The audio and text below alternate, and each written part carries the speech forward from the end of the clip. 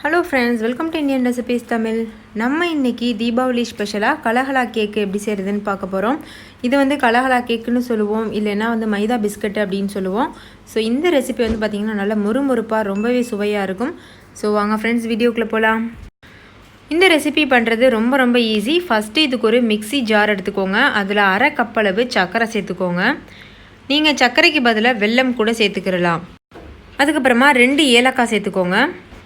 இப்போ இதை நல்லா நைஸாக அரைச்சிட்டு வந்துடலாம். இது நல்லா நைஸாக அரைச்சதுக்கப்புறமா ஒரு முட்டை சேர்த்துக்கோங்க. நீங்கள் முட்டைக்கு பதிலாக ஒரு 1/4 கப் அளவு பால் கூட சேர்த்துக்கிடலாம். நான் இன்றைக்கி முட்டை சேர்த்து செய்து காமிச்சிருக்கேன். இதையும் சேர்த்து நல்லா மிக்ஸி ஜாரில் போட்டு அரைச்சிட்டு வந்துடலாம்.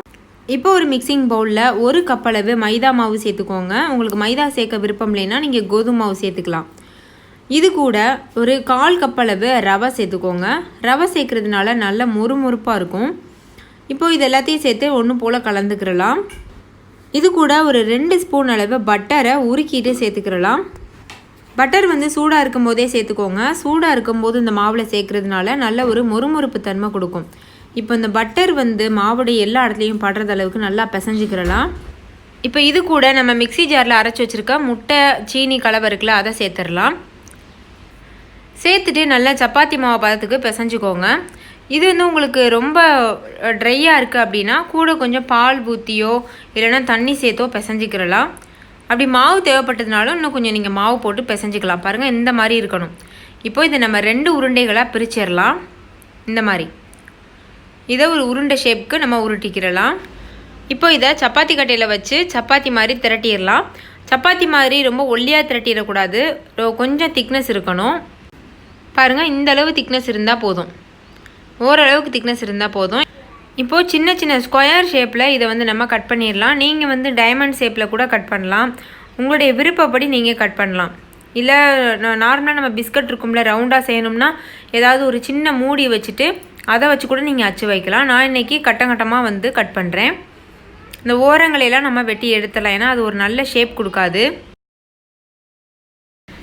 இந்த மாதிரி சின்ன கட்டங்களாக வந்து கட் பண்ணியாச்சு. இதை நம்ம பொரிச்சு எடுத்துடலாம்.